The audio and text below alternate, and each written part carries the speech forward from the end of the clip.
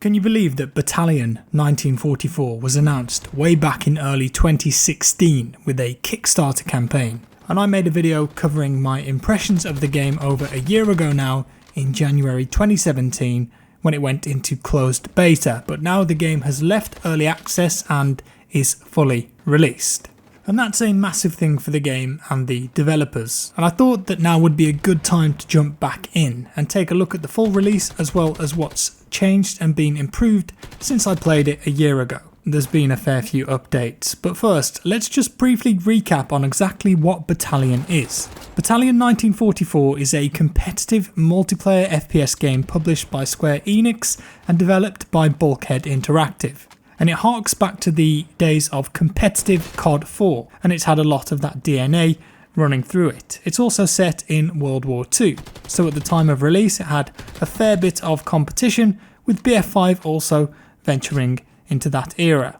They are of course massively different games though, and they really cater for a vastly different audience. It didn't have the best of launches though when it was going into early access. In fact, there were reports of big streamers actively being asked to stop streaming the game because while that is fantastic for exposure, they couldn't handle the extra player base because of it. But because of the launch though, both the success and failures, Bulkhead have expanded their studios, creating a brand new studio in Munich called Dark Horse, which of course is named specifically because of all the people saying Battalion could not be a success.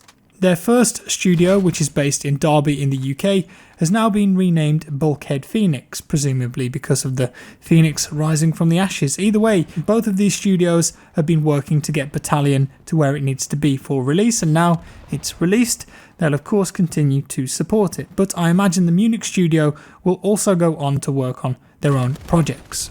So what's changed since I last played? Well, quite a lot actually. As you can imagine, with a game that's been in early access for some time, the developers got plenty of feedback from players, and a lot of those are pretty experienced competitive players that seem to be the core audience of the game.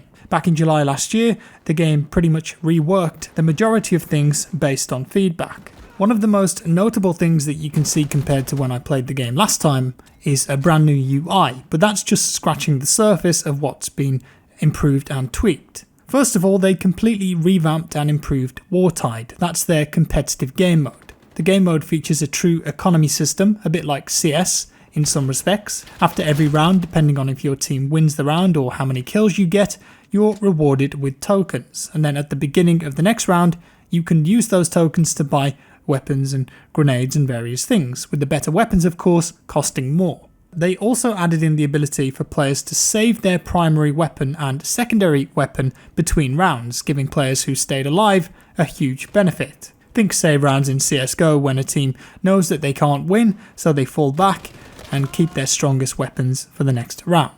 And then they added in new maps too, one based in Savoia, Italy, that was designed with verticality in mind, and the developers claimed that this, combined with longer line sights and larger open areas, was quite a big departure from their default mould of Battalion maps. And on top of that, they also reworked a lot of the older maps. Bulkhead also introduced Battle Rank, and that's a new cosmetic progression system. They seemed to notice very early on that players really wanted a reason to play.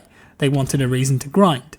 And this was their way of trying to reward those players. They introduced a beta of their battle rank system last year just to test the waters. In fact, this introduced some very wild skins that are certainly not World War II authentic, let me tell you, but really, who cares?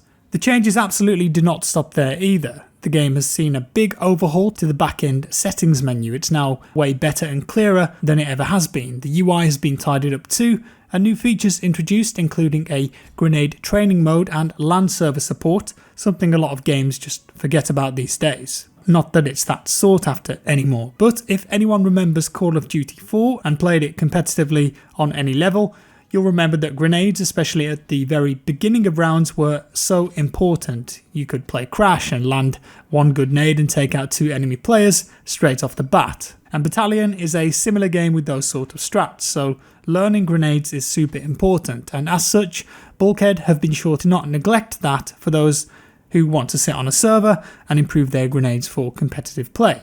It's a nice touch. And let's say you have a community server and you wanted to fill it up, it was feeling a bit empty. Well, now you can throw some bots into the mix to help pad it out until real players come online. Much like in CSGO, if a player dies during a round, then they can take over a bot that's alive and control it for the remainder of the time. This is still a work in progress feature, even though it released last year. As you can imagine though, AI is tricky. So don't expect the bots to be very intelligent, because they're not. Bulkhead have said that they've left the bots in the game for players who want to use them, but they aren't really designed to be good opponents. And I came across some in my games and I can attest to the fact that they're not that smart. As if all that wasn't enough, Battalion also added in a experimental replay feature in July last year. You could manually record games using F4, and it would locally record everything that happened in the match until the replay is stopped. And then you could go into the settings menu and watch back the replay, but only in third person at the time. But now, you guessed it, there's also a first person perspective. A lot of AAA games have replay functions these days, but for a smaller developer to add this in and see its worth, I think is commendable. It's a great addition to the game, and I'm sure that it will see more improvements as time goes on.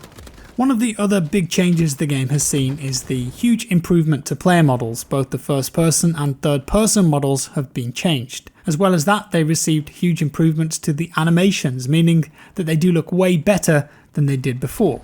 And then combine that with the changes to movement, so we've got jump shooting, better vaulting, leaning speed adjustments, fall damage changes and reworked prone behaviour, and you start to appreciate how much work has gone into this game over the past year.